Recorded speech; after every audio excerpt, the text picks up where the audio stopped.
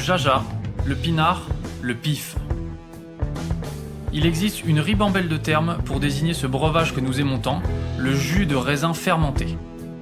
Et c'est parce que nous l'aimons plus que tout que nous voulons mieux comprendre ce qui fait un bon vin. Cépage, climat et terroir y participent, mais avant tout, il y a la patte des vigneronnes et des vignerons. Je suis Romain. Je suis Florian. Je suis Antoine. Nous sommes 3 copains et nous vous emmenons à la rencontre de ces hommes et de ces femmes dans leur domaine pour les interroger sur la magie de leur métier et leur vie au milieu des raisins, des vignes et des barriques. Bienvenue à toutes et à tous dans le bon grain de l'ivresse. Allez hop, direction l'Hérault et plus précisément les terrasses du Larzac. En juin dernier, je me suis rendu dans ce joli coin de France accompagné d'une sacrée bande. Les étudiants du master Boire, Manger, Vivre de Sciences Po Lille. Oui, vous m'avez bien entendu. Boire, Manger, Vivre. Ce master, mis sur pied par Benoît Langaigne et dans lequel j'ai la joie d'enseigner, s'intéresse à toutes les questions d'alimentation et de boisson. L'alimentation comme un fait culturel, social, sanitaire, historique, économique. Délicieux, n'est-ce pas ? Tous les ans, les étudiants de 2e année ont le plaisir de visiter une région viticole et d'y travailler dans différents domaines pour découvrir les rudiments du travail de la vigne. Je les ai ainsi rejoints au Mascombarella, chez Olivier Faucon, pour vous raconter son histoire et leur laisser la possibilité de poser quelques questions que vous entendrez dans cet épisode. Au tournant des années 2010, la passion d'Olivier pour le vin va prendre une tournure exceptionnelle grâce à un livre, Les Ignorants. Cette bande dessinée le bouleverse et le fait réfléchir. Il se dit alors « Et pourquoi pas moi ?» Le reste de l'histoire, je laisse Olivier vous le raconter en commençant par une balade dans les vignes. On arrive à l'auberge. Ils viennent d'arriver ? Ouais. Eh bien, c'est bien pour eux. Nous, on se promène. Alors là, je peux déjà vous faire voir des choses. Ça, c'est des pieds qui ont été surgreffés. Donc ça veut dire que c'était un cépage différent à l'origine. Donc c'était du grenache noir et on est venu faire une greffe. C'est des pieds de Mourvèdre maintenant. Si vous regardez un petit peu les pieds, en fait, il y a un départ de vigne. Alors celui-ci, il y a un peu de végétation, mais on voit quand même. Donc là, il y a un départ du pied d'origine qui était un pied de grenache. Et on est venu mettre un petit bourgeon ici et qui a poussé au fur et à mesure. On a éliminé complètement le suivant une fois qu'il était bien installé.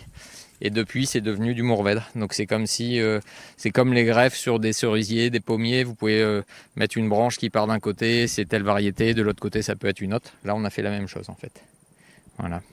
Et donc ça permet d'avoir d'autres cépages sur un laps de temps relativement court sans avoir enlevé toute la vigne en fait. Donc on n'a pas besoin d'arracher. Et au contraire, on bénéficie de l'enracinement déjà existant des pieds d'origine. Et donc on a des jeunes vignes, on a changé un cépage sur des vignes déjà avec un historique. Donc ça bénéficie de l'ancienneté du précédent. Et puis ça donne des choses plus complexes, plus intéressantes, quoi. T'étais pas satisfait là du grenache que t'avais ici ? Si, j'étais satisfait. En fait, j'avais beaucoup de grenache et j'avais pas de Mourvèdre. Donc c'était un choix aussi pour rajouter des variétés différentes en fait. En fonction du pied sur lequel vous greffez, est-ce que ça va changer quelque chose à la surgreffe après ? Je pense que la question c'est si tu surgreffes sur du chenin ou si tu surgreffes sur du grenache, est-ce que ton Mourvèdre après il va être différent ? Alors la réponse c'est je sais pas, puisque j'ai essayé que sur celui-là. À la base, pas nécessairement en fait, c'est un support. Parce qu'on a sur chaque pied, on a déjà, vous avez entendu parler du phylloxéra, donc qui a dévasté le vignoble il y a 150 ans en gros. Et donc on a fait des greffes sur chaque pied de vigne ça a été la solution technique qui a été trouvée, de mettre un plan américain dans le sol et ce qui est au-dessus, une autre variété. Donc là en fait quand on a fait un surgreffage, c'est comme si on avait encore rajouté une autre. Donc on a un plan américain en dessous, on a un morceau de tronc qui est du grenache, et puis le suivant, qui en l'occurrence ici est du Mourvèdre. Et donc sur le bas de la vigne derrière, on a du Carignan blanc, du Chenin et du Vermentino. Donc on a surgreffé des blancs aussi. Et donc ça marche de la même manière. En fait, ce qui est important, c'est que la vigne soit vigoureuse pour que ça tienne, pour supporter la greffe, pour accompagner la plante, qu'elle ait un taux de reprise suffisant. Sur des très vieilles vignes, c'est difficile. Sur des vignes trop jeunes, c'est pas trop pertinent non plus. Donc ce qui compte, c'est vraiment la forme de la vigne initiale. Après, est-ce que gustativement, ça aurait changé si on avait une autre variété en dessous? Je suppose que non. On a les petits exemples que j'ai, en fait, c'est sur... Vous voyez, on fait au fur et à mesure de l'année, on va canaliser un petit peu la végétation, les excès de végétation. La plante essaye de produire tout ce qu'elle peut. Et donc, on fait de l'ébourgeonnage ou on enlève un petit peu des parties vertes supplémentaires. Et donc, il arrive qu'on en oublie. Donc, on peut oublier un petit bourgeon qui aurait poussé naturellement. Et donc, on peut retrouver sur des pieds qui ont été surgreffés une sortie du pied d'origine. Donc là, on peut trouver des grappes de grenache noir. Alors, ça arrive peu. Donc, on va trouver une grappe, 2 ou 3 dans la parcelle sur un pied de mourvèdre ou sur un pied de chenin ou de carignan blanc. Donc, on peut... Voilà. Et le goût reste le même goût que le goût d'origine, quoi. Voilà. Continue. On continue. Allez, en route. On avance. Où est-ce que tu nous amènes là? Alors là, on va au Clos Secret. Donc le Clos Secret, c'est une parcelle de vieux cinceaux qui ont une 50aine d'années et qui sont au milieu des bois. Donc c'est un clos dans le sens où c'est une sorte de clairière. En fait, on est entouré par les arbres. Et secret parce qu'on a un petit passage caché pour y accéder. Donc c'est une parcelle qu'on voit pas de l'extérieur, qui est vraiment qui est non visible pour les gens qu'on n'a pas amené nous-mêmes. Allez, en route.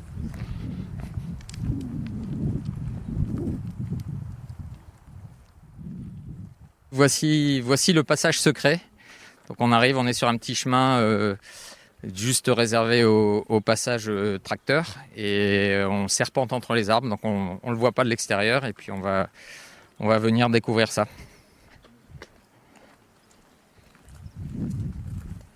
Je crois que le nom de Clos Secret, c'est toi qui l'a baptisé comme ça. C'était quoi le nom de la parcelle avant? Ou sur le cadastre, c'est quoi le nom de la parcelle? Alors le nom de la parcelle, alors le cadastre, c'est un numéro. Et on est sur le lieu-dit des Combarelles. Donc Combarelles, ELS à la fin. Et en fait, on a choisi le nom du lieu-dit pour le nom du domaine. Donc on est au Mas Combarella. Et donc ici, c'est une parcelle des Combarelles. Et le Clos Secret, effectivement, on l'a choisi pour... ça correspond à un nom de cuvée. Donc c'est une cuvée, le Clos Secret, qui est du pur cinceau et qui vient de cette vigne, cette vigne cinquantenaire qui est entourée de bois et qui vit un petit peu en autarcie et qui est entourée aussi... en fait, on a surtout le côté biodiversité qui est intéressant. Donc on a au sol, vous voyez, il y a des petites herbes, des petites plantes jaunes là. Ça s'appelle des immortelles. Donc les immortelles, c'est une plante recherchée aussi pour faire de l'huile essentielle et pour qui soigne beaucoup de choses, qui a pas mal de vertus. Et puis là, on va pouvoir avancer un petit peu sur le côté. Vous allez voir et marcher dessus. Il y a beaucoup de thym, du thym sauvage, des lavandes sauvages, du romarin. Et ça, c'est tous les arômes, tout ce qui nous entoure et qu'on peut retrouver dans les vins en fait derrière. Donc on préfère être ici plutôt que d'être à côté de l'autoroute, par exemple. On est dans un microcosme qui est plutôt agréable. Et le fait d'avoir toute la biodiversité autour aussi, ça nous amène un équilibre naturel en termes d'interaction avec la nature.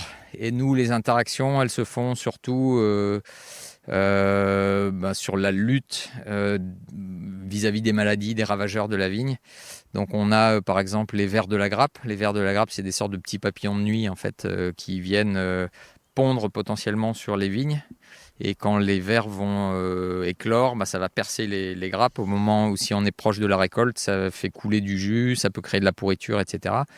Donc l'ennemi naturel, c'est la chauve-souris. Et ici, en étant autour des bois installés dans cet environnement, les équilibres se font assez bien. On a aussi les coccinelles qui sont des bons alliés. Donc on a un petit peu toute la faune et la flore. Et donc le fait d'être en bio, d'avoir toute la nature qui fonctionne à peu près comme il faut, justement ces équilibres-là se font assez naturellement. Qu'est-ce que c'est les Combarelles dont tu viens de parler? Alors les Combarelles, c'est ça fait écho, il y a un rapport avec les combes. Donc les combes, c'est les vallées entourées de montagnes, etc. Donc ici, on a quand même beaucoup de relief dans tous les sens. Donc on a une parcelle à Arboras qui s'appelle les Combes. Ici, c'est les Combes Barrel. Donc c'est des noms de lieux-dits qui étaient utilisés autrefois par les anciens pour indiquer un endroit. Et le Combarel, c'est aussi, il y a un petit ruisseau, en fait, il y a un petit cours d'eau qui serpente un peu dans la nature à côté, quoi. Ça, tu le sens? Ça apporte quelque chose, le fait d'avoir le cours d'eau près de tes parcelles ou pas? Non, je pense qu'on n'est pas. C'est vraiment, il est lié. C'est comme la Seine à Paris. Voilà, la Seine traverse et puis c'est un peu un endroit identitaire. Là, c'est un des petits cours d'eau. Nous, ce qui compte, c'est c'est plutôt tout l'eau qui va s'écouler. Alors la pluie déjà quand on en a, et puis toutes les réserves qu'il va y avoir dans le sol et qui descendent en fait du plateau du Larzac, enfin qui viennent des différents recoins où ça s'emmagasine un petit peu et qui viennent alimenter les nappes et tout ce qui est en souterrain, quoi. Donc nous on fonctionne par exemple sur du forage. On n'a pas un raccord à l'eau de ville. On est sur un forage qui va puiser à 90 mètres, donc à côté du domaine. Alors dans la vigne, on n'est pas sur les mêmes distances, les mêmes profondeurs, mais c'est plus ça qui peut un petit peu aider les vignes. Et puis après, elles vont plus ou moins en profondeur pour aller chercher leurs nutriments et ce qu'elles peuvent trouver en eau, quoi. Et alors, une question de béotien. Qu'est-ce que c'est un mas? Parce qu'il y a plein de domaines dans le coin qui s'appellent mas, comme toi, le mas Combalera. Alors, mas, c'est un domaine. Le mas, c'est un domaine en occitan. Donc, on a un mas qui est une exploitation, un domaine viticole souvent, mais pas que. Et puis on a les masés qui sont les petits mas. Donc les masés, c'est les petits abris en pierre en général. On en a 2 ou 3 nous dans les vignes. On en a un qui est juste là. Et puis on en a dans les parcelles de Carignan. Donc on a une cuvée qui s'appelle justement les vieux masés aussi. Et donc les masés, petits mas, c'est les studios dans les vignes à l'époque où les vignerons, les viticulteurs n'avaient pas de voiture pour se déplacer. Donc ils venaient avec leur cheval. Donc il y a souvent une mangeoire, il y a un petit coin pour faire du feu, il y a un petit stockage souvent un peu en mezzanine pour mettre des choses un petit peu à l'abri. Et puis de quoi se coucher, dormir, pour se mettre à l'abri du vent, de la pluie, de la neige, du soleil et puis de toutes les intempéries qu'il peut y avoir. Comment s'est passée l'intégration dans une région viticole de la sorte? Ça s'est bien passé pour moi. Et en fait, j'ai fait ma formation et mes apprentissages initiaux en Bourgogne. Et puis, c'était le sud qui m'intéressait. J'ai goûté des vins qui me plaisaient quand j'étais à Beaune, et notamment donc, en terrasse du Larzac. Donc, je suis venu apprendre dans un domaine du secteur qui s'appelle le Mascal des Mouras. Et donc j'ai vraiment accroché sur le profil, sur la fraîcheur des vins, sur l'élégance. Et donc je suis venu faire mon apprentissage chez eux. Et donc en l'occurrence, ils sont à 10 minutes d'ici, à une dizaine de kilomètres, très proches. Et en m'étant installé, en les ayant découverts et puis en ayant un peu exploré ensuite la région, explorer également dans ma recherche moi pour trouver un endroit où m'installer. Plus je m'éloignais, et plus à chaque fois en revenant, je me disais c'est bien ici. Voilà. J'ai vraiment aimé les terroirs, les rencontres que j'ai faites, les gens, les personnes, les paysages, l'ensemble, et puis les vins bien sûr. Donc c'est la raison pour laquelle j'ai fini par m'installer ici. Au début, mon projet c'était plutôt de reprendre un domaine existant, parce que je démarrais un petit peu plus tard que vous, c'était déjà un deuxième métier pour moi. Et puis en fait, à force d'explorer différentes choses, j'ai trouvé des beaux terroirs et les autres opportunités se sont pas faites pour différentes raisons. Et je me suis dit, je vais faire l'inverse, je vais plutôt créer à partir de vignes existantes. Donc tout ce qu'on découvre là comme vignes, c'est des vignes qui appartenaient à des viticulteurs qui travaillaient à la cave coopérative. Donc ils livraient les raisins à la cave coopérative, tout était mélangé dans la masse et il n'y avait pas de cuvée dédiée ici. Donc quand on parle du Clos Secret, des vieux masés qui sont des noms de cuvées, c'est des choses qu'on a créées en démarrant l'activité en fait. Qu'est-ce que tu as comme type de sol sur cette parcelle là? Alors on est sur de l'argilo-calcaire, donc sur tout le domaine, 3 époques géologiques différentes suivant les endroits. Donc ici, on est sur des calcaires lacustres. Donc à l'époque, c'était des lacs en fait. Et donc si on trouve des fossiles, on va trouver des fossiles d'animaux qui étaient dans les lacs. La parcelle d'Arboras qui est en altitude à 350 mètres, c'est des calcaires plus anciens, c'est des calcaires marins. Donc on peut retrouver des fossiles liés à une époque d'occupation, enfin d'animaux de vie marine. Et donc là, vous voyez, on dit argilo-calcaire. Alors chez nous, c'est quand même beaucoup calcaire. Il y a de l'argile un petit peu, mais dès qu'on a travaillé le sol, là on voit, on a labouré. Vous voyez, tous les cailloux sont remontés à la surface et il y a quand même une base de cailloux conséquente. En altitude, c'est encore plus. Et d'où l'intérêt pour vous d'être chaussé correctement pour affronter tous ces cailloux et pas vous tordre une cheville, quoi. C'était le seul objectif. Donc ça s'appelle le clos secret, on le voit tout autour de nous parce qu'il y a comme des petites forêts qui entourent la parcelle. Qu'est-ce que ça a comme effet d'être entouré comme ça d'arbres et de végétation ? Alors le fait d'être entouré d'arbres et de végétation, ça va amener surtout les bénéfices de la biodiversité, comme on disait précédemment, donc d'avoir un petit peu cette interaction avec la nature qui est autour pour équilibrer les choses. Donc on est surtout moins touché par une pollution naturelle, on est moins touché par peut-être par exemple des pollutions de traitement viticole de voisins, etc. aussi. Quand on regarde par exemple des vignes dans certaines régions, alors moi je connais la Bourgogne en particulier, là où j'ai appris à la base, il y a des parcelles, il y a des propriétaires qui ont des ouvrés, donc qui sont des petits morceaux d'hectares qui étaient les unités autrefois pour le travail d'une journée sur une personne, et qui se chevauchent ou qui se touchent avec un voisin. Donc il peut y avoir une parcelle qui fasse 2 rangs de vignes et puis le suivant, on est sur un voisin différent. Nous, ici, on est vraiment dans la nature, donc on va trouver la faune, la flore qui est autour, qui va interagir, et on intervient, nous, le moins possible. On canalise ce que je disais, tout ce qui est herbe autour des pieds, etc. Et puis, on protège un petit peu les raisins sur les quelques périodes où on a une sensibilité vis-à-vis des maladies de pourriture, des maladies fongiques. Mais sinon, c'est surtout toute la biodiversité naturelle que les uns et les autres réintroduisent au fur et à mesure dans les différents vignobles. Donc il y a des gens qui mettent des perchoirs à chauves-souris, des hôtels à insectes, des choses qui font revenir un petit peu toute cette nature qui interagit. Nous, on a la chance d'avoir tout déjà sur place et ça fonctionne plutôt pas mal. Attends, on paye un coup de vent. À quoi ça ressemble une vigne qui souffre, qui est malade généralement ? Et deuxième question, est-ce qu'il y a des cépages qui se concurrencent les uns aux autres et qu'il ne faudrait pas mettre à côté ? Alors ça, c'est 2 bonnes questions. Je suis pas sûr de pouvoir apporter toutes les réponses. Alors une concurrence de vignes qui fonctionnerait pas à côté, non, je pense que c'est pas un jeu de concurrence. En fait, c'est le choix qu'on peut faire ou qu'on peut réfléchir, c'est plutôt une sensibilité aux maladies.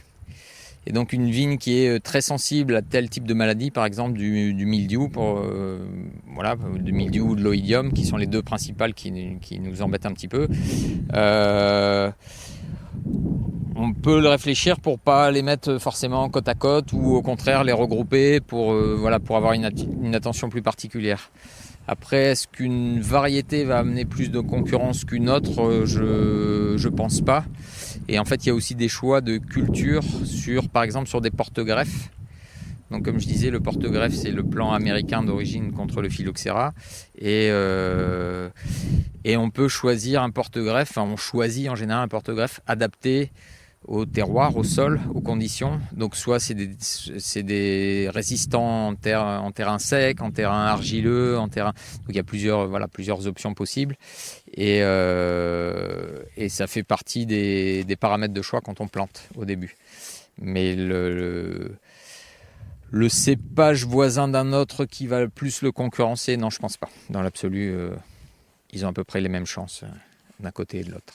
Alors, une vigne malade, elles ont l'air en forme, mais il y en a une, si on se retourne là, au milieu, qui a un tout petit feuillage, qui a des feuilles qui sont assez petites, il y a une couleur qui a un petit peu bougé, mais on voit qu'on a gardé sur le pied de cette vigne-là, on a gardé une repousse qui est plus saine en fait. Donc on va essayer de la faire repartir d'en bas et puis couper la partie touchée au-dessus.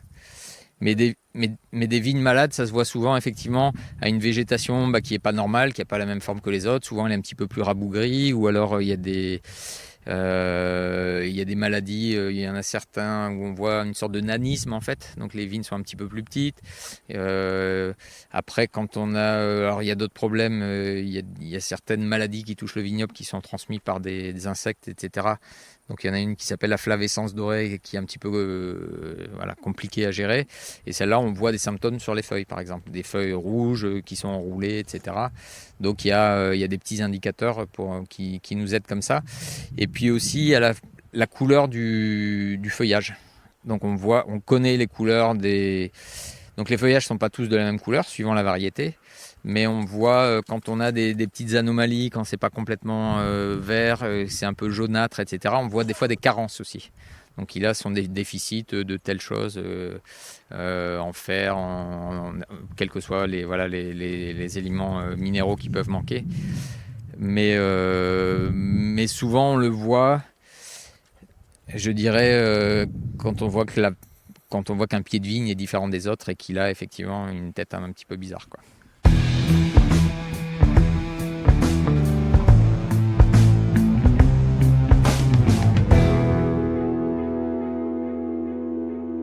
Alors que le vent se met à souffler sérieusement, il est temps de passer en cave. Sur les rouges, qu'est-ce qui peut te décider sur le fait de dégrapper ou non? Disons que le choix en fait que je fais, c'est d'aller vraiment chercher une maturité sur les raisins. Donc on va chercher une maturité, on va avoir des degrés en alcool qui vont être assumés, mais qui correspondent des fois à des maturités un petit peu poussées. Et pour assurer une fermentation plus fluide, c'est plus facile d'avoir égrappé, donc d'avoir éraflé, égrappé, et d'avoir des baies qui soient un petit peu foulées aussi. Et puis la rafle va amener un goût un petit peu plus vert, un petit peu plus ligneux. Donc il y a des avantages et des inconvénients dans les deux, et c'est des choix plus personnels après, mais en termes de profil et de délicatesse sur les vins, moi j'ai tendance plutôt à érafler. Après, j'ai des contre-exemples qui sont quand je fais des macérations carboniques, où là, à l'inverse, on prend des grappes entières, intactes, qu'on va mettre vraiment dans les cuves, on va les basculer dans la cuve délicatement, on les laisse dedans, on sature en gaz carbonique, on ferme le chapeau et on laisse dans la cuve évoluer la fermentation. Et donc, ça se passe quand on a fini, en fait, quand on goûte. Les baies, les grappes sont toujours entières et les raisins c'est comme les chocolats, mon chéri, l'alcool est à l'intérieur. Donc en fait, les grappes sont toujours construites, et si on ouvre la baie, la couleur de la peau s'est transférée à la chair qui normalement est blanche, donc là elle est colorée, et le goût à l'intérieur, on a une partie d'alcool, ça s'est fermenté c'est du intracellulaire comme on dit, donc dans la pellicule. Et donc ça, c'est des choix de vinification qui apportent des profils différents et qu'on peut utiliser en complément les uns des autres. Mais sur un choix de rafle ou pas rafle, je dirais, j'ai pas de religion arrêtée. Je peux faire l'un ou l'autre. Ça me dérangerait pas. En fait, c'est un peu une quête, une exploration et des profils différents qu'on peut utiliser. Donc, il y a des avantages dans les deux cas. La macération carbonique, tu l'utilises pour une seule cuvée ou est-ce que tu l'utilises en assemblage? Je l'utilise en assemblage. Je l'utilise toujours en minoritaire en assemblage. Qu'est-ce que tu cherches avec ça? Ça va amener donc du fruit, ça va exacerber un fruit, donc le rendre encore plus dynamique. Et je fais des macérations carboniques sur des durées plutôt longues, donc on va aussi extraire pas mal de matière. Donc ça fait aussi des cuvées qui ont un petit peu qui ont une matière tannique qui est importante, une coloration qui est assez importante aussi. Et je les utilise plus comme en cuisine. Un cuisinier peut utiliser les épices, le sel, le poivre, et puis tous les éléments qui vont un petit peu faire pas des exhausteurs de goût, mais en fait qui vont permettre d'aller chercher des profils un petit peu différents, un petit peu originaux. Donc dans les assemblages, ça nous sert à la fois gustativement et puis en termes de texture aussi. Il y a un côté un petit peu plus crémeux qui ressort et qui donne certains atouts sur certaines cuvées. Donc je ne les mets pas sur toutes les cuvées, mais suivant l'inspiration et suivant les millésimes. Je suis intéressé par ton rosé. Comment t'envisages le rosé? Est-ce que c'est un rosé à la provençale, transparent, avec des glaçons, ou est-ce que tu fais autre chose? Autre chose. Pour répondre simplement. Moi, j'envisage le rosé comme du vin. Donc, j'ai été, quand j'avais une vingtaine d'années, que j'étais étudiant, j'ai, comme tout le monde, eu des copains qui me disaient « Allez, on va faire un barbecue, on va boire un petit rosé, etc. » C'est pas ce qui m'éclatait le plus. Donc, effectivement, des profils un peu simples, un peu insipide, pour moi, c'était pas des vins vraiment intéressants. J'ai vécu en Asie, donc j'ai vécu 7-8 ans en Asie, dans des pays où on a plein de nourriture, voilà, exotique, des choses épicées notamment. Donc j'ai voulu pouvoir faire un rosé pour les accords culinaires. Donc à la fois vineux, qui est un goût de vin. Quand on boit du rosé, on se dit pas « Ah, c'est un simili-vin ». Non, c'est un vrai vin. Quand on le boit à l'aveugle, on peut le confondre avec du blanc. Et donc je le travaille sur un profil plutôt qui a du goût, tout simplement. Tu as des parcelles dédiées pour ton rosé, ou ça dépend un petit peu des années, tu pioches en fonction de comment évoluent les différentes parcelles? Alors ça dépend des années, et surtout en fait j'utilise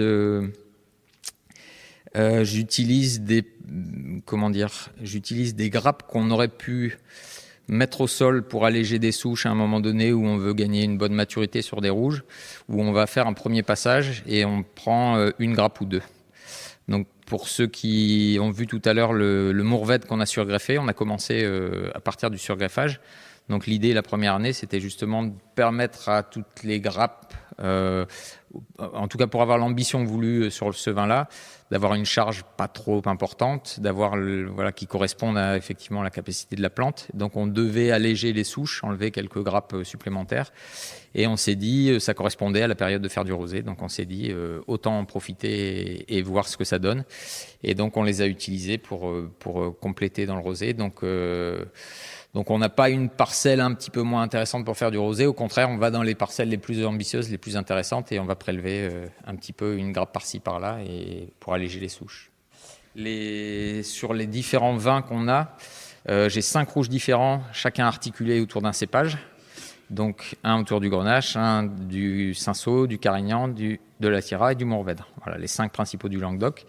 Et en fait, on va utiliser des contenants différents, des élevages différents, pour arriver à cette ambition. Donc comme je vous disais, la version simple du sachet qui traîne pas longtemps qui colore pas beaucoup, c'est de la fermentation en cuve inox rapidement sur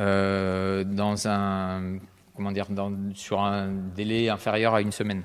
Donc cuve inox pour les vins plutôt fruités. Voilà, la cuve inox va garder le côté fruité du vin, le fait que ce soit complètement étanche. Ensuite, dans les contenants que j'ai, on a du béton, donc comme ici, donc les grandes cuves cubiques en béton.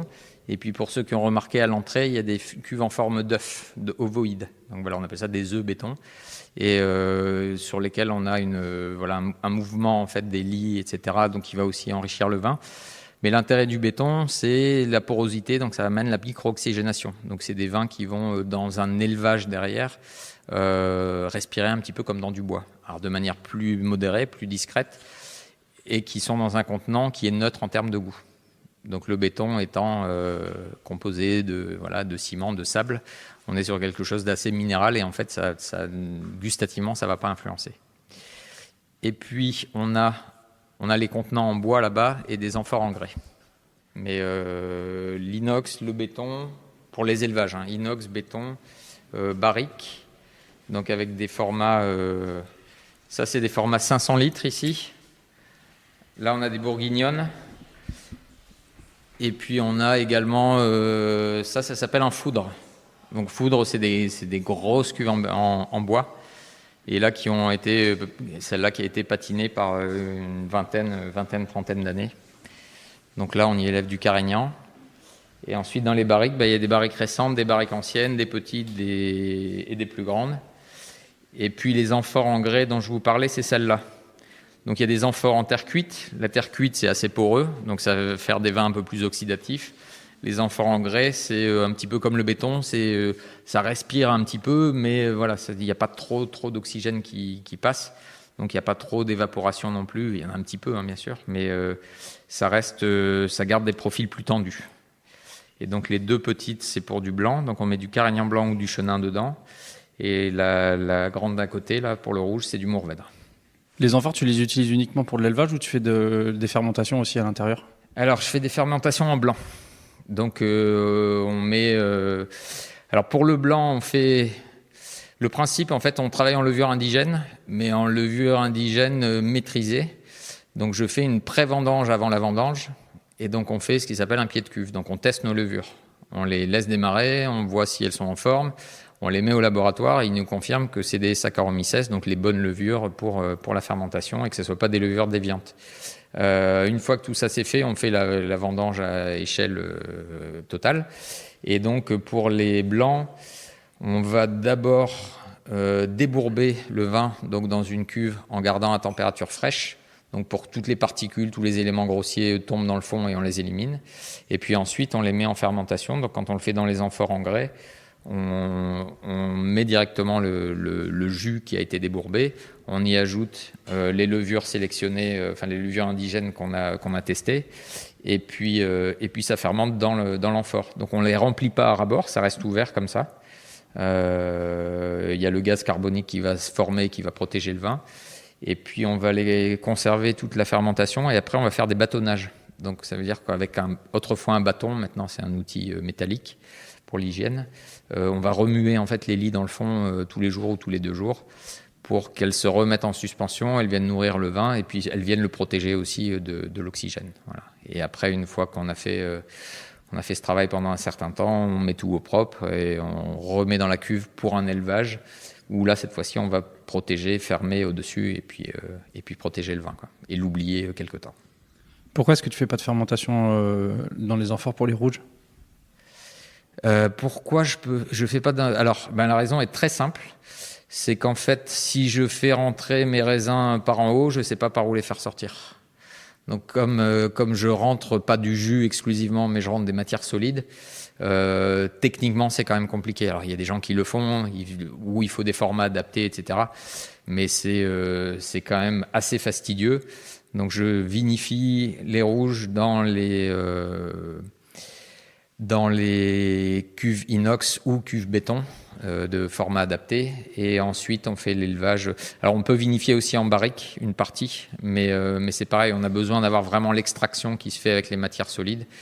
Et donc là, c'est de manière assez pragmatique où, à un moment, l'hygiène est important aussi dans tous les processus. Et c'est vrai que c'est compliqué d'aller fermenter des matières solides, de les ressortir sans abîmer en plus les amphores et après pouvoir les nettoyer correctement.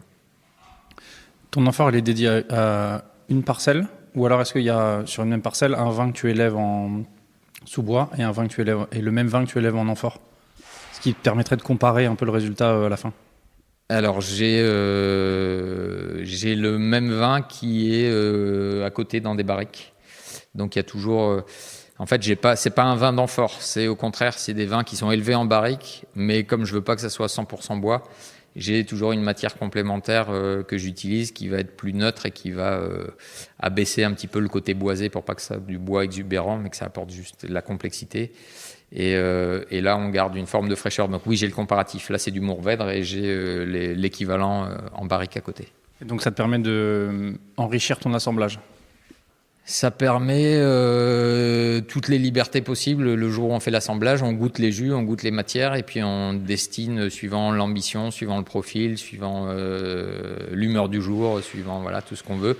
En fait, on va destiner chaque contenant à un assemblage dédié. Donc il y a une idée préétablie au début.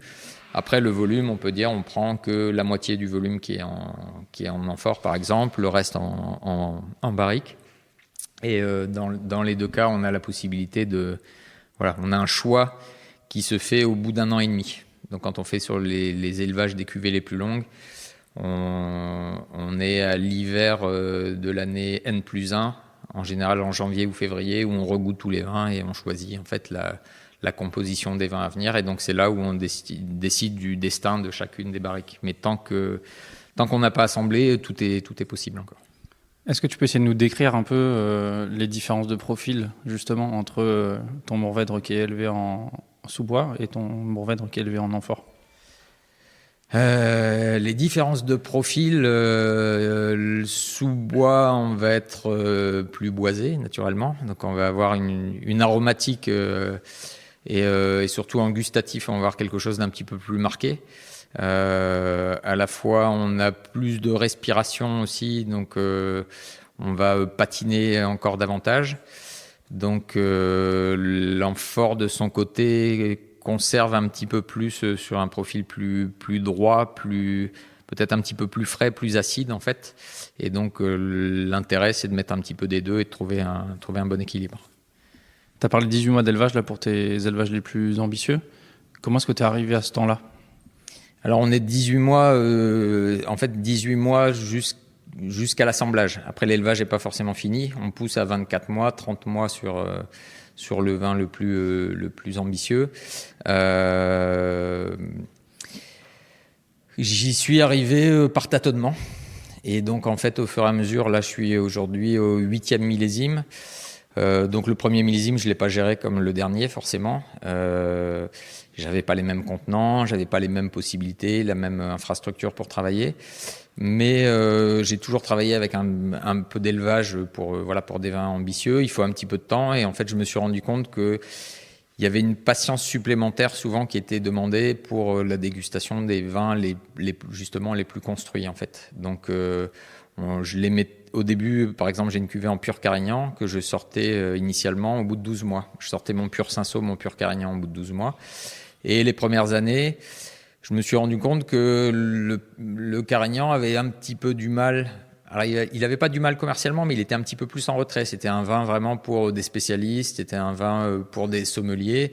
Et le grand public le comprenait pas forcément tout de suite. Par contre, quand on le laissait un petit peu reposer en bouteille et qu'on le sortait 1 an ou 2 après, ça se révélait tout de suite de manière plus générale et plus un petit peu à tous les palais.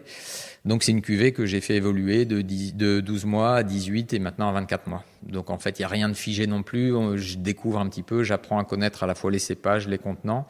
Et puis d'un millésime sur l'autre, en plus, les données peuvent être différentes. Donc on s'adapte. Il y a des cuvées que tu laisses aussi en bouteille, que tu libères après de l'élevage en bouteille, comme tu viens de le mentionner pour le Carignan éventuellement là. Alors je peux effectivement prolonger aussi un petit peu en bouteille sur certaines cuvées. Donc ça peut faire partie d'une durée d'élevage aussi cherchée sur des choses qui ont besoin. En général, tout ce qui est passé un petit peu en fût quand même, qui a eu un petit peu de bois, a besoin de digérer quand même ce bois. Donc c'est assez rare qu'on sorte des cuvées boisées au bout qui ont connu un petit peu de bois au bout de 12 ou 18 mois. En général, on pousse un petit peu plus. Après, il y a aussi le jeu de la disponibilité des cuvées et de la demande commerciale.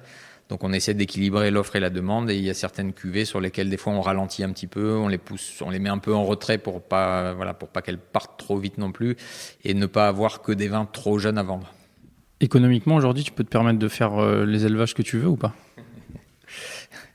Je peux me permettre, oui, je me permets de faire ça. C'est un choix personnel, c'est un choix familial. Moi, j'ai fait une reconversion. J'avais un métier où je gagnais ma vie correctement, et aujourd'hui, j'ai un métier où ça fait une dizaine d'années que je fais ma reconversion et je me verse pas de salaire. Donc, mon choix, il est de faire les profils de vin que j'ai envie de faire. J'ai la chance d'être, je suis dans un couple moderne, et il se trouve que ma femme gagne sa vie correctement, a gardé son métier, et c'est elle qui fait bouillir la marmite. Donc j'ai moins de contraintes à me dire il faut à tout prix que j'écoule les vins sur un cycle avec des impératifs très forts. Donc si on a des profils de vin qui nécessitent d'attendre un an ou deux de plus, s'il faut, on le fait pour l'intérêt du vin et pour être fier de ce qu'on présente, et puis pour le plaisir des gens qui vont les boire. Bon, alors aujourd'hui, on fait le podcast un petit peu dans tous les sens. On n'a même pas pris le temps de te présenter au début. Est-ce que tu peux te présenter, s'il te plaît ? Donc, je m'appelle Olivier Faucon. Je suis vigneron depuis 2016. J'ai eu un premier métier précédemment. J'étais passionné de vin et passionné amateur de bande dessinée. Et donc, il y a une BD qui est sortie en 2011 précisément, qui s'appelle Les Ignorants, donc qui raconte, je pense qu'un certain nombre d'amateurs de vin ont dû la lire ou en entendre parler, qui raconte donc l'initiation croisée entre le dessinateur, donc Étienne Davodo, et le vigneron Richard Leroy. Donc, ils passent un an ensemble en Loire à découvrir leurs métiers respectifs. Et moi, à une époque où j'aimais le vin sans avoir rêvé ou osé rêver de devenir vigneron un jour, en fait, ça a été le déclic en me disant, en découvrant cette histoire et en découvrant de ce fait l'histoire de Richard Leroy, qui lui-même était quelqu'un qui travaillait à Paris avant, dans une banque, grand amateur de vin, dégustateur, etc., et qui est parti faire du vin par passion. Et en voyant son histoire, je me suis dit, si lui il l'a fait, pourquoi pas moi ? Donc ça a été mon déclic et mon point de démarrage. En 2011, donc en 2013, je retournais sur les bancs de l'école au lycée viticole de Bonn pour apprendre le métier de vigneron. Et donc je me suis installé 3 ans plus tard, en 2016. C'était quoi ton métier précédent ? Alors je faisais du marketing avant. Et du marketing, pas dans l'univers du vin, dans l'univers des études de marché, de la publicité, de la communication à droite, à gauche, en France, à l'étranger. Donc ça n'avait rien à voir, mais bon, j'ai appris d'autres choses qui peuvent me servir aujourd'hui aussi. Et puis, j'ai jamais regretté, en fait, j'ai jamais choisi de changer par usure ou par dégoût, par quoi que ce soit. J'ai eu envie d'autre chose à un moment donné. Et puis voilà, j'ai poursuivi ce qui est devenu un rêve. Et puis, je l'ai fait avancer au fur et à mesure. Oui, il y a quand même un monde entre lire une BD et se retrouver dans un lycée viticole à 40 ans passés, ou une quarantaine d'années. C'est ça ? Tout juste 40 ans. C'est la crise de la quarantaine. Ouais. Comment est-ce qu'on chemine entre ces deux moments-là ? Parce que ça engage beaucoup de choses. La famille, c'est un changement de vie important, j'imagine. On chemine, on réfléchit un peu et puis on ébauche des plans, on fait des hypothèses, on se dit est-ce que c'est bien raisonnable ou pas ? Et puis, on se pose la question, si je le fais pas, est-ce que je vais pas le regretter ? En tout cas, c'est ce que m'a dit ma femme. Elle m'a dit, écoute, vas-y, essaye, tu verras si tu es capable déjà, parce que j'étais pas un manuel, je travaillais dans des bureaux. Et donc j'ai fait le test, mais c'est un cheminement qui se fait, qui ne peut se faire que si on se pose beaucoup de questions, mais en même temps, si on accepte un certain risque et qu'on laisse certaines questions de côté. Donc il faut une petite part de folie quand même pour oser le faire, parce que c'est pas un choix rationnel. Mais en même temps, il faut se poser des bonnes questions pour s'organiser, pour réussir à monter quelque chose et que ça soit pas juste un rêve, mais qu'on arrive à le concrétiser avec les moyens et avec les contraintes nécessaires. Tu te souviens de ton premier jour au lycée viticole à Bonn ? Tu devais pas être le plus jeune. J'étais dans la moyenne. Le plus jeune avait 25 ans et le plus ancien il s'appelait Tokyo, un japonais de 60 ans qui venait pour son plaisir. Et alors, t'étais comment ce premier jour ? Excité ou pas ? J'étais heureux, j'étais content de tenter une aventure et j'avais des doutes et je dirais, j'étais en découverte et en fait, ça s'est fait assez vite. C'était un parcours en immersion, donc en apprentissage. Donc assez vite, j'étais plongé dans le bain parce qu'on a eu une petite partie théorique. Et puis on a tout de suite été, c'était au mois de septembre, donc c'était les vendanges, donc on a tout de suite été dans les domaines. Et on a mis tout de suite la main à la pâte. Donc la découverte s'est faite naturellement par la pratique. Mais c'est vrai que je me suis retrouvé totalement ignorant, comme dans la bande dessinée, novice, vraiment sans rien connaître. Quand on m'a demandé de faire mon premier transfert de vin, j'ai dit expliquez-moi comment marche la pompe, comment marchent les outils, parce que j'avais aucune expérience concrète, donc ça s'est fait au fur et à mesure. Et puis au lycée, j'avais pas suivi un parcours scientifique dans mes études précédemment. J'avais fait une école de commerce et donc j'ai dû me remettre un petit peu à la chimie et à 2-3 matières qui étaient pas ma spécialité précédemment au lycée et sur lesquelles il a fallu surmonter quelques petits obstacles aussi, mais ça s'est fait.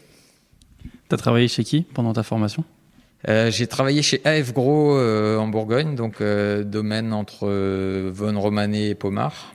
Et puis ensuite, je suis venu dans les terrasses du Larzac au Mascal des Mouras. T'as préféré ici, j'ai l'impression, être dans les terrasses du Larzac plutôt qu'en Bourgogne, non ? Ah, j'ai tout aimé. C'est des parcours en fait, donc j'étais content de commencer là-bas. Après, mon idée était plutôt de m'installer dans le sud. La Bourgogne, c'est plus difficile d'accès à la fois financièrement, en termes de disponibilité de vignes, etc. Et c'était le sud qui m'intéressait aussi pour justement le potentiel créatif qu'on peut avoir, l'ouverture, la diversité de cépages, le côté région en renouveau. C'est un peu le Far West du vin, quoi. La région s'est réinventée depuis 30-40 ans. La Bourgogne est plus traditionnelle, donc il y avait aussi ce côté qui m'intéressait. Et après, j'ai beaucoup appris en Bourgogne. J'ai fait mes premières expériences et c'est ce qui m'a donné envie de continuer derrière. Alors la question que je vais te poser, elle vaut pour chacun des deux domaines. Qu'est-ce que tu as appris dans chacun des deux domaines ou qu'est-ce que tu retiendrais de ton passage dans chacun de ces domaines ? J'ai appris c'est difficile, ça fait déjà quelques années maintenant. Je pense que j'ai appris dans le premier domaine, en Bourgogne en l'occurrence, j'ai fait ma découverte, ma découverte du monde du vin, du processus, de la vigne. Donc j'étais vraiment sur un niveau débutant où je découvrais un petit peu tout. Et quand je suis arrivé dans les terrasses du Larzac, j'avais déjà la vision d'ensemble, j'avais déjà fait un cycle d'un an. Et donc j'étais plus... les choses étaient déjà un petit peu plus concrètes en termes de compréhension pour moi. Et je suis arrivé aussi dans un domaine, donc au Mascal des Mouras, qui est un domaine... alors les deux domaines travaillent très bien, mais dans les terrasses du Larzac qui a bien progressé. Et où les gens avaient les propriétaires, Vincent et Isabelle, ont le même profil que moi. Ils ont aussi fait une reconversion avant, etc. Et donc, on regardait les choses un petit peu avec nos yeux de nouveaux, de néo-vignerons des deux côtés. Et c'était assez enrichissant aussi de comprendre toutes leurs étapes à eux, tout leur parcours, qui a aussi été un changement de vie et aussi un renouveau dans ce sens-là, quoi.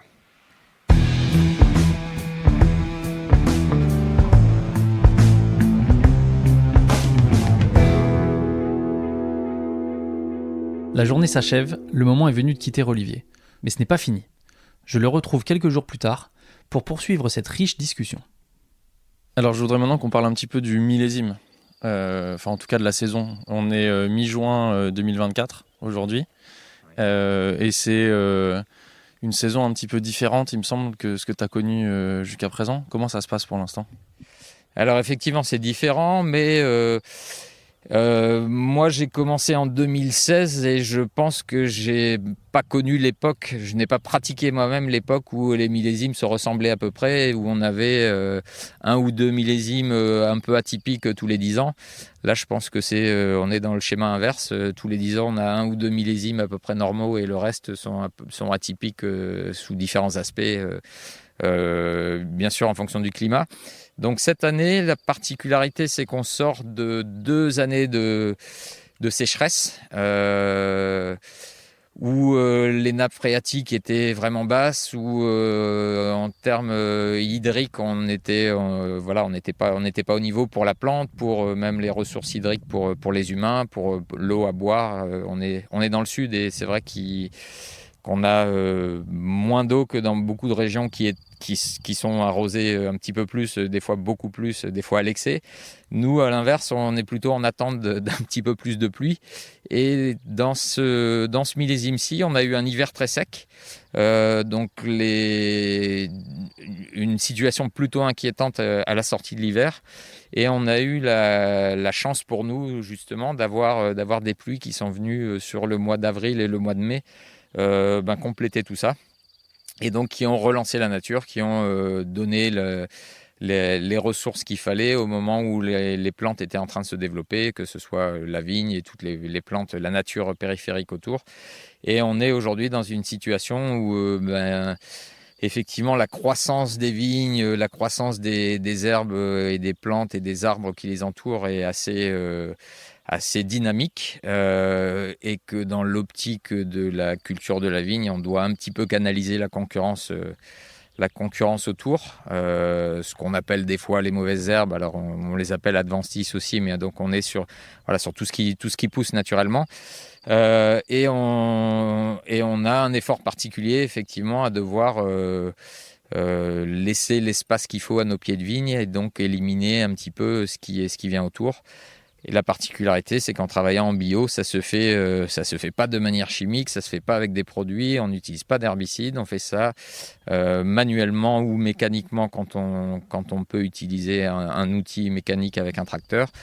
Sinon, on utilise l'huile de coude, on va piocher, on va débroussailler, on va enlever les herbes et ça nécessite un petit peu de travail, donc ça nous occupe bien.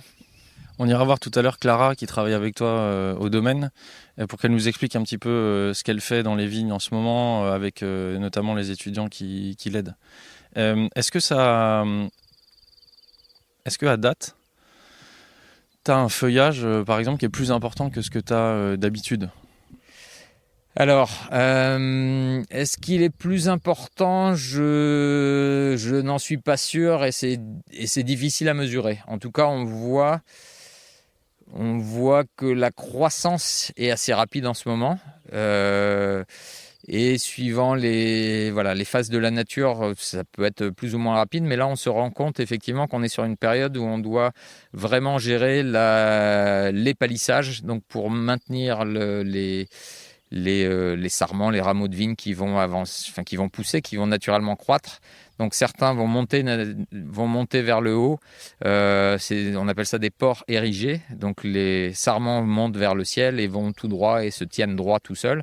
Et puis il y en a qui sont retombants. Donc la Syrah par exemple fait partie des cépages où les sarments vont redescendre vers le sol et aller ramper sur le sol et peuvent s'étaler sur 4, 5, 6 mètres autour de la souche. Donc tout ça, on doit le remettre dans le rang. On veut garder un maximum de feuillage pour la photosynthèse, pour le développement de la plante.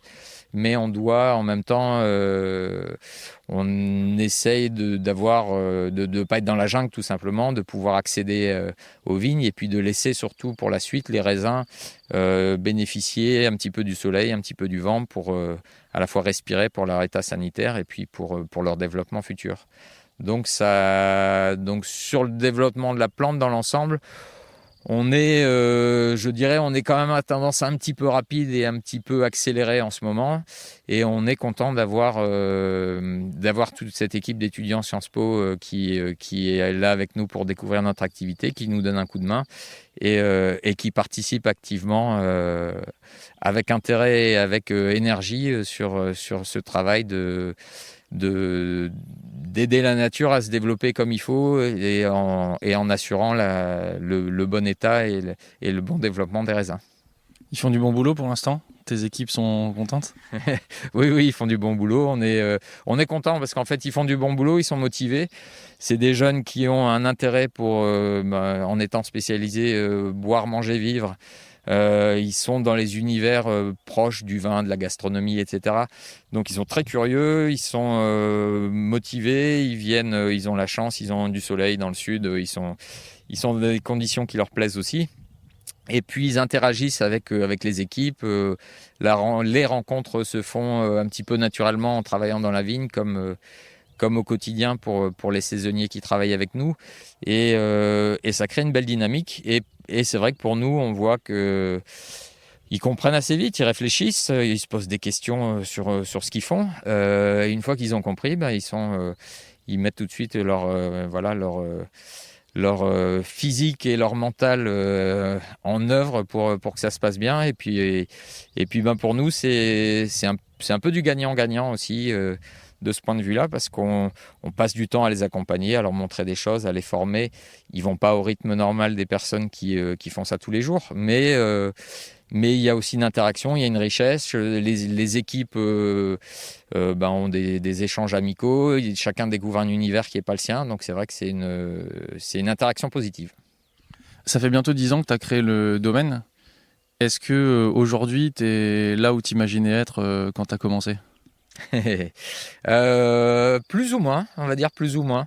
En démarrant, donc c'est 2016, ça fait effectivement, on a 8 ans, on a fait 8 millésimes révolus, donc on s'approche tout doucement de la dizaine d'années. Ça a plutôt avancé dans le bon sens, dans les objectifs qu'on s'était fixés, tout en sachant que quand on démarre, on fait des plans, des projections, une stratégie, on réfléchit à l'avenir, mais on s'adapte au fur et à mesure, comme dans tous les métiers, comme il y a la partie entrepreneuriat, bien sûr, dans ce qu'on fait, il y a la partie agricole, il y a ce qu'on a fait sur les vignes, sur les plantes, et il y a eu effectivement un petit peu de chemin parcouru. Et les planètes se sont quand même bien alignées dans l'ensemble, donc c'est vrai que c'est plutôt positif. Et c'est quoi les projets pour l'avenir ? Dans les 5 à 10 ans, là, qu'est-ce que tu as envie de faire ? L'avenir nous le dira. On est sur une phase où on est plutôt en consolidation. Moi, j'y ai mis beaucoup de mon énergie personnelle dans ce projet, beaucoup de temps, parce que c'est prenant, hein. On n'a pas les vacances qu'on veut, on n'a pas les week-ends qu'on veut, en tout cas pas les mêmes que quand on travaille dans une entreprise comme un salarié, ce qui était mon cas avant. Tout ce qu'on a créé, on a construit des bâtiments, on a remis d'aplomb des vignes, on a implanté des nouveaux cépages, on a retravaillé des palissages, on refait des plantations. Donc il y a beaucoup de chantiers de fond qu'on a fait avancer pour faire progresser l'ensemble de la qualité des raisins et des vins au fur et à mesure.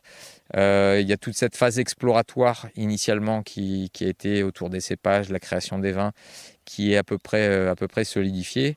Aujourd'hui, c'est sur les aspects viticulture et sur les aspects organisation administrative, gestion commerciale, etc., sur lesquels on développe un petit peu au fur et à mesure, puisqu'on avance au mieux comme des micro-entreprises sur plein de sujets, mais on a beaucoup de choses qui sont qu'on fait au mieux, vite fait, bien fait des fois, et qu'on a envie de mettre plus au propre, mieux organisé, et justement pour trouver des équilibres personnels dans la vie aussi, et pas être prisonnier tout le temps de toutes les contraintes de nature commerciale, etc., donc qui sont liées à la profession également. Donc le projet numéro 1, effectivement, c'est de finaliser tout ça, et on a une embauche cette année pour le faire. Donc Clara qui va vous raconter un petit peu son expérience et son vécu sur ce sujet.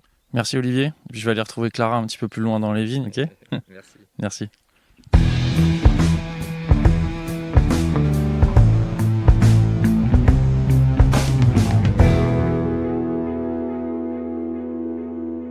Comme l'a mentionné Olivier, je retrouve Clara qui va nous présenter le travail fait dans les vignes en ce mois de juin 2024 et nous expliquer son utilité. Est-ce que tu peux nous expliquer ce que vous faites aujourd'hui dans les vignes ? C'est quoi le travail en ce moment là ? Et à quoi ça sert ?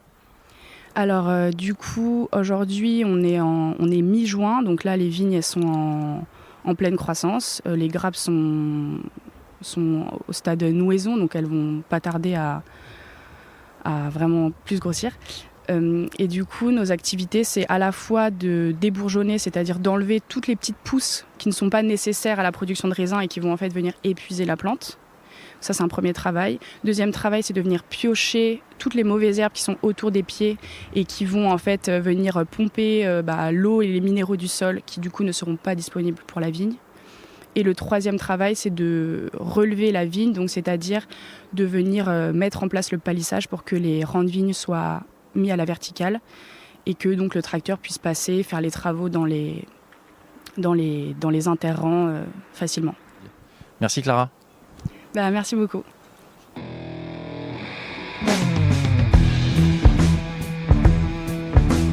Un seul mot me vient à la fin de cet épisode, merci. Merci Olivier pour ton accueil formidable et ce que tu nous as appris dans tes vignes en compagnie de Clara. Merci Benoît Langaigne et tous les étudiants du master Boire, Manger, Vivre. Natacha Dervit, Madeleine Kuhlmann, Thomas Ladonne, Elena Libre, Valentine Maillot-Breya, Hugo Maurice, Zoé Mock, Juliette Moisan, Benoît Monestier, Léna Renard, Cléo Ferry-Zenthaler, Mathéo Sanson, Anouk Solier, Justine Vincent, Constance Bertin, Louis Delaveau et Alicia Depont. Je suis Romain Becker et vous écoutez Le Bon Grain de l'Ivresse. Réalisation Romain Becker. Merci à Emmanuel Napet pour la post-production, à Emmanuel Duré pour le générique original et à Léna Mazilu pour les graphismes. On se retrouve très vite pour de nouvelles aventures viticoles. D'ici là, éclatez-vous et buvez bon!